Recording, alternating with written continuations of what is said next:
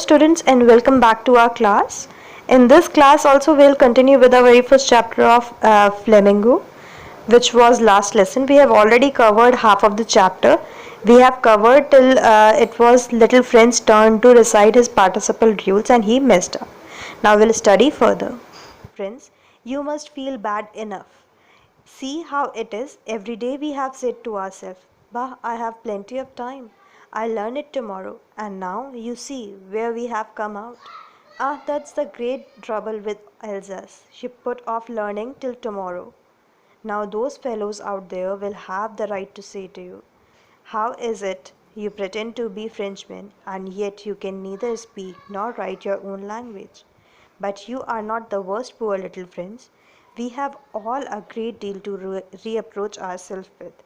Now, M. Hamel is saying when little Franz messed up and could not recite his participle rules correctly, M. Hamel says that I want to scold you today. You must already be feeling terrible. But see, this is the problem. We all think we have a lot of time. We can do it later. We can do it tomorrow. But tomorrow never comes, right? In fact, this is the trouble with entire city. The statement, that's the great trouble with Alsace. She puts off learning till tomorrow. In this way, M. Hamel is talking about the entire town of Alsace and Lorraine. Now, those fellows out there will have the right to say to you, how is it you pretend to be a Frenchman and yet you can neither speak nor write your own language? Now, those fellows refers to Persians, right?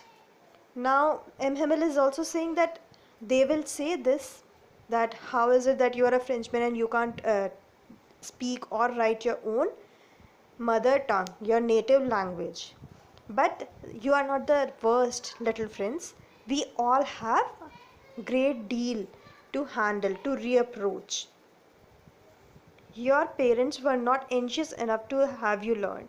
They preferred you to put you to work on a farm or at the mills as to have a little more money. And I have been to blame also. Have I not often sent you to water my flowers instead of learning your lessons? And when I wanted to go fishing, did I not just give you holiday? Now, M. Hamel said that it's not only you, we all have a great deal to reapproach, and now he's saying about everyone. He's saying that little friend's parents wanted him to work rather than to study. In fact, he himself was to be blamed. Why? Because he would send students to flower his plants, and when he didn't wanted to teach or he wanted to go to fishing, he would just give a holiday. So in a way, everyone is to be held responsible for this attitude of we have plenty of time and we'll study later. Then from one thing to another, M. Hamel went to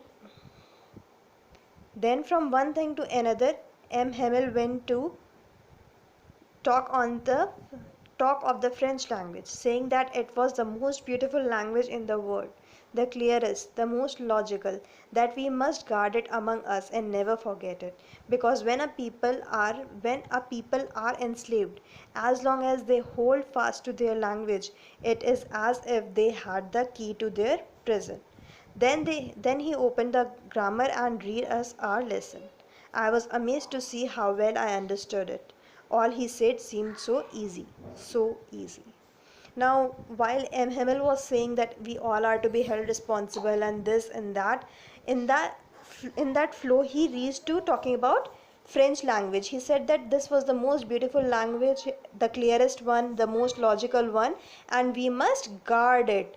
And also he said that when our people are enslaved, as long as they hold fast to their language, it is as if they had key to their prison. So he is comparing their freedom.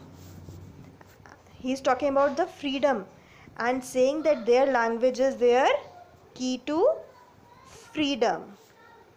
Then he opened the grammar book and read us our lesson. After all this conversation, he opened their grammar book and he taught about grammar lesson. Now little Franz is saying, I was amazed to see how well I understood it. All he said seemed so easy. Franz is saying that it was amazing, it was surprising that how well he understood the entire lesson that day. I think too that I had never listened so carefully, that he had never explained everything with such a patience. It almost as if the poor man wanted to give us all he knew before going away, and to put it all into our head at one stroke. After the grammar, we had a lesson in writing. That day, M. Hemmel had new copies for us, written in a beautiful round hand. France, Alsace, France, Alsace. They looked like little flags floating everywhere in the schoolroom, hung from the rod at the top of our desk. You ought to have seen how everyone set to work and how quiet it was.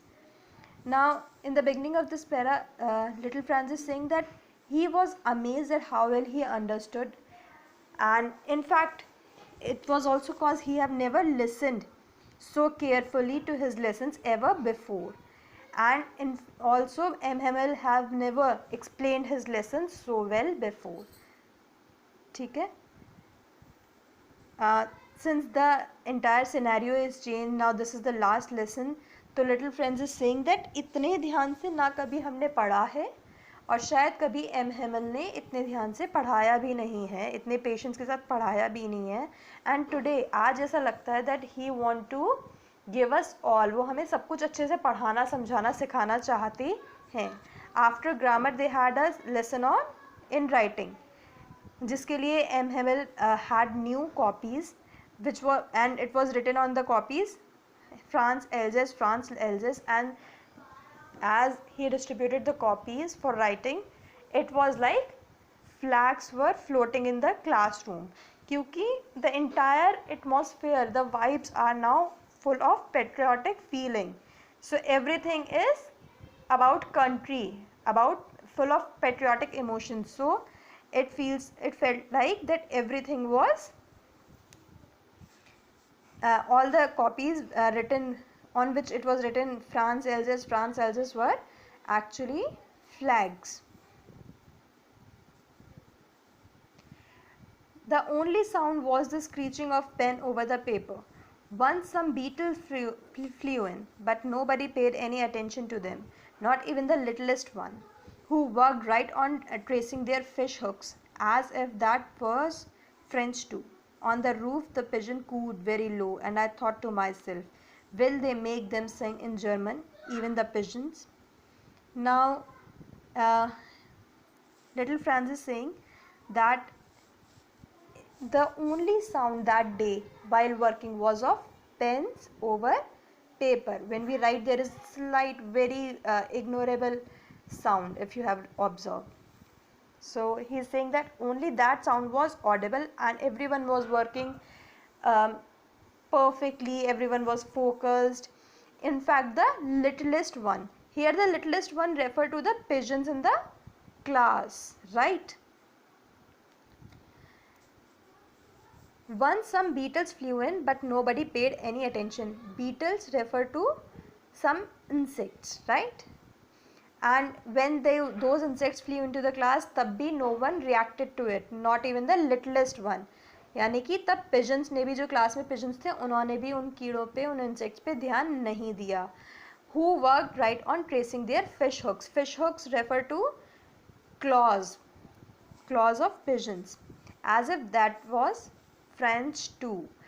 Now this entire sentence, once some beetles flew in, but nobody paid any attention to them, not even the littlest one, who worked right on tracing their fish hooks, as if that was French too.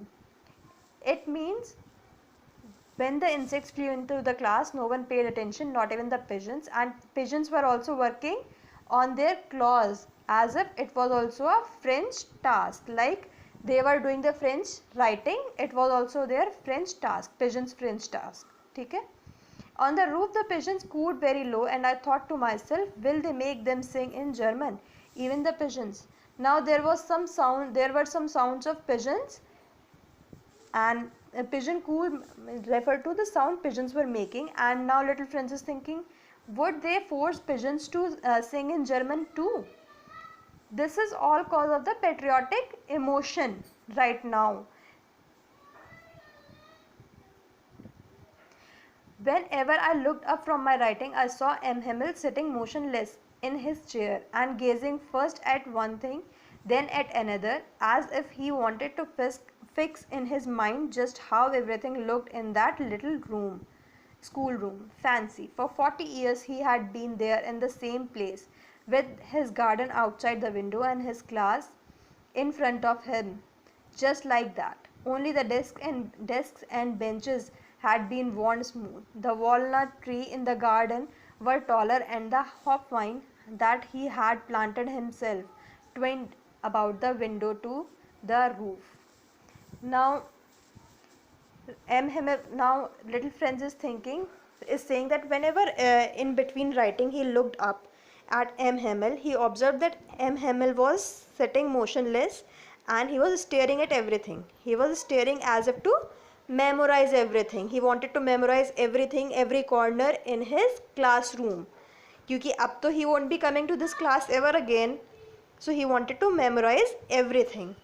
And now he's also saying Little Friends is also saying that how for 40 years M. Hamill has been teaching in this same classroom and nothing has changed. M. Hamill 40 साल से यहाँ पढ़ा रहे हैं और कुछ भी नहीं बदला है, एक्सेप्ट जो गार्डन में वॉलनट ट्रीज लग रहे हैं वो अब बड़े हो गए हैं, जो बेल थी वो अब लंबी हो गई हैं, जो डेस्क और बेंचेस थी वो वॉर्न आउट हो गई हैं, वॉर्न आउट होके स्मूथ हो गई हैं.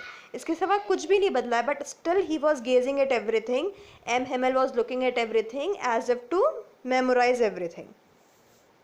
How it must have been broken his heart to leave it all, poor man, to hear his sister moving about in the room above packing their trunks, for they must leave the country.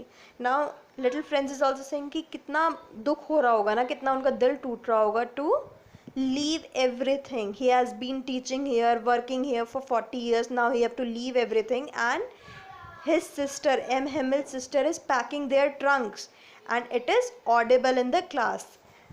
The room right above their class is of M. Hamill, where his sister is doing the packaging. But he had the courage to hear every lesson to the very last. After the writing, we had a lesson in history, and then the babies chanted their ba bee boo. Down there at the back of the room, old Hauser had put on his spectacles and, holding his primer in both hands, spelled the letters with them. You could see that he too was crying. His voice trembled with emotion, and it was so funny to hear him that we all wanted to laugh and cry. Ah, how well I remember it, the last lesson. Now, Little Friends is saying that even though he was so heartbroken, M. Hamill was so heartbroken, he could hear his sister packing above. He knew this was his last lesson and he have to leave the country next day. He won't be here ever again. But still, he had courage. M. Hamill ने हिम्मत रखी and he heard lessons from everyone. उन्होंने सबका lesson सुना class में. After writing, they had a lesson on history. Writing के बाद सबसे पहले उन्होंने पार्टिसिपल्स करे थे, उसके बाद उन्होंने राइटिंग करी, उसके बाद दे हैड हिस्ट्री, एंड उसके बाद उन्होंने चांट किए अपने जो अल्फ़ाबेट्स होते हैं. इनफैक्ट जो ओल्ड हाउसर था उन्होंने भी अपने स्पेक्टिकल्स लगा लिए हैं, वो भी बच्चों की तरह रिसाइट कर रहे थे अल्फ़ाबेट्स को. और ये पता चल रहा था कि old Hauser is also crying. It was a mix situation. हंसी भी आ रही थी और रोना भी आ रहा था. और कितने अच्छे से आखिरकार उन्हें वो लास्ट लेसन याद है. ही कांट इवन से. All at once the church clock struck 12, then the Angelus. At the same moment the trumpet of the Persians returning from drill sounded under our windows.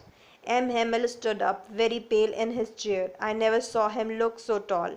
My friend, said he. I, but something choked him. He could not go on.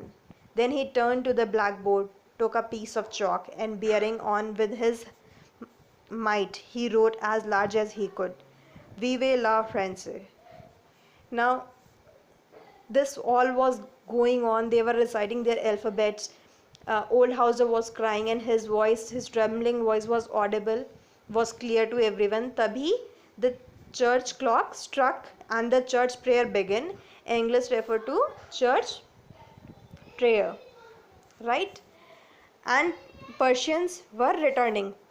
Trumpet of Persian returning from drill. Trumpet is a musical instrument. ठीक है? This all, these all things were going on. These sounds were audible. M. Hamel stood up. These two things symbolizes that it was time their class was over. M. Hamel stood up very pale in his chair. I never saw him look so tall. जब the class was finally over, these two things were clear already. Church clock was struck 12. The prayer started. The Persian trumpet was going on. M. Hamel stood up and he looked so pale and tall. Why pale? क्योंकि वो बहुत ज़्यादा दुखी थे, as if किसी ने उनका सारा ब्लड सक कर लिया हो. And he was also looking very tall from the position. My friend, he said, I, but something choked him. He could not go on. He wanted to say something. M. Hamel started saying my friends, but he was choked on emotion. He was so emotional, he could not speak anymore. Then he turned to the blackboard, took a piece of chalk and began on, bearing on with all his might. He wrote as large as he could, Vive la France. Vive la France मतलब long live France. And when he could not speak out of emotions, he just turned to blackboard, he took a chalk और उन्होंने बड़ा बड़ा लिखा Vive la France मतलब long live France. Then he stopped and leaned his head against the wall, and without a word he made a gesture to us with his hand. School is dismissed, you may go. And after writing that, he made a gesture. He spoke nothing else. He just leaned towards the wall. उन्होंने अपना सिर दीवार पे रखा. He made a gesture that school is dismissed, you all may go. With this we end our chapter. Please go through the NCERT questions. Those are easily available. In case of any problem, do let me know. Keep on studying. Don't waste.